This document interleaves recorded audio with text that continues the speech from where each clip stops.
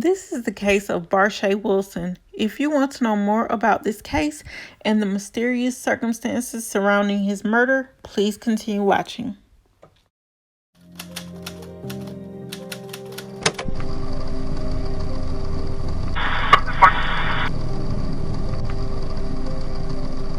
They did an investigation.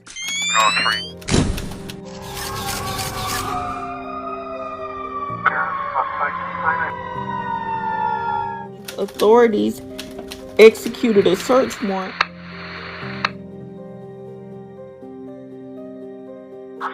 If you want to know more about this case, please continue watching.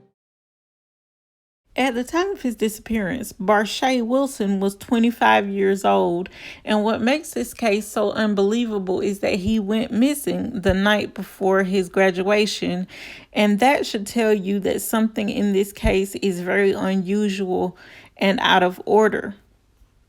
The reason I think this is out of order and unusual is because who is going to go missing the day before or the night before their graduation? I mean, yes, true enough, some people do get wasted and, they might be a little late, but they're not going to go missing for a whole 2 days.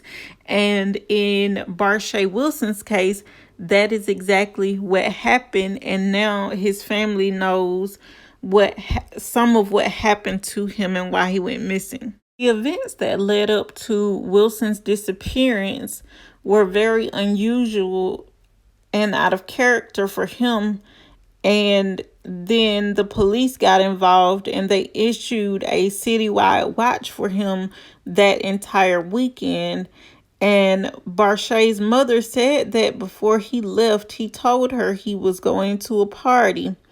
And that was the last time she saw him, or at least saw him alive. And he was missing the whole entire weekend. And when they put out a search for him, they described him as being 6 feet and 240 pounds with black braids. And they said he was last seen wearing a purple tracksuit. And his family says that no one deserves to be missing from their family. And at that time, they said they wanted him to be brought back home. And so, sad to say, 2 days later, they recovered his body. Later on that night, after Barshay went missing, his mother says that she got a call from a friend who said Wilson left her house and had not returned. And I want to know, was he supposed to return, or was he just going to step outside, take the phone call, and go back to wherever he was before that, or did they agree on him staying at her house? Because she did make it clear that he was there 15 minutes before he received a phone call. And that is why I asked the question, had they agreed that he was supposed to stay over that night? And I wonder, what was the phone call about? Did she overhear any of the phone call? Did the phone call sound heated? Did it sound like he might have, been in some hot water with someone? I'm wondering what was the phone call in and of itself about, because if we could figure that out, maybe that might help us figure out why this person who was arrested for his murder carried out the murder. And maybe the phone call had nothing at all to do with that.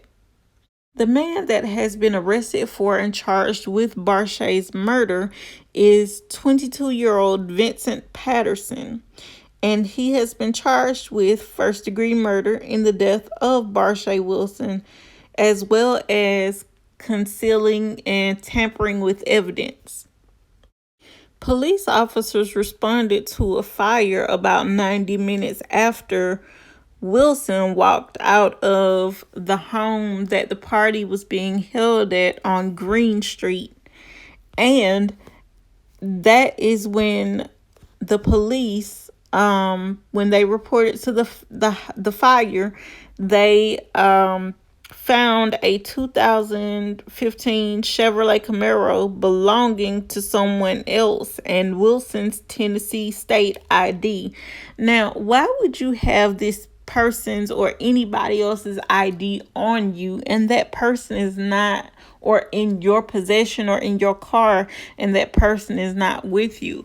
Now, I can understand if the person was riding in your car to the party and you all know each other and maybe you're good friends, and sometimes they might leave personal effects at your house or in your car because they know that they're going to see you again. But in this instance, his ID should have been on his body when they found his body, but I'm thinking that that had something to do with his murder, because I'm thinking that the person was trying to hide his identity so no one could know who he was, because of course then they would realize that the evidence that they have on this person, or figure out who he is, it can lead back to, which it ultimately did, his murderer. Now, what makes this case so horrifying and heartbreaking to me is that 2 days later, when police went back to the scene, they discovered Wilson's body 75 feet away from where the Camaro, was originally discovered. And that's according to Shelby County Sheriff's Office. Barshay Wilson, also the victim, had gunshot wounds and was pronounced dead at the scene. And police had interviewed and watched surveillance videos and identified Patterson as the person responsible for Barshay's death. Now, according to court records, Patterson was taken into custody and he confessed to killing Wilson, and he also waived his rights and admitted to stealing Barshay's marijuana, burning the Camaro, and dumping Wilson's body nearby. Now, I think that that was not the smartest move on Patterson's part, but I'm glad that he did do this, because this helped us catch him and figure out who he was pertaining to the murder of Barshay Wilson, and hopefully he can the family can receive justice, and hopefully his sentence is either life or something close to it, where he will not get out until he's an elderly man, and serve all of that time every single day and every single year. Hopefully that happens, and hopefully that can help Barshay's family start to heal and receive some form of justice, because I know that can never bring him back.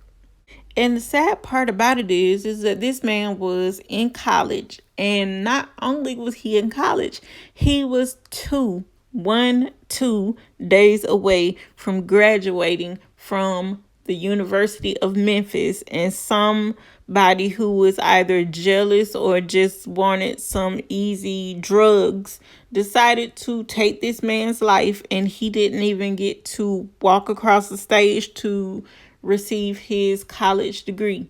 And I think that that is so selfish of this person, and I'm wondering, how did this person know that he had marijuana on him? Did he know him? Was he there at the party and they were, sharing or whatever, what have you, the drugs that Wilson had? But how did this man know that he had drugs on him to steal?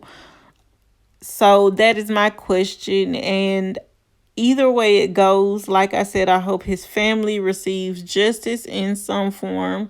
And I hope this man never gets out of prison. And I hope that he gets everything that he deserves every day that he is in there. And if anybody else knows anything about this case, please don't hesitate to call the Memphis Police Department or your local sheriff's office and give any more information in this case that can help put this man away for sure for the rest of his life. But that is it for this video, guys. Thanks for watching, and please don't forget to like, share, comment, and subscribe, and I will see you on the next one.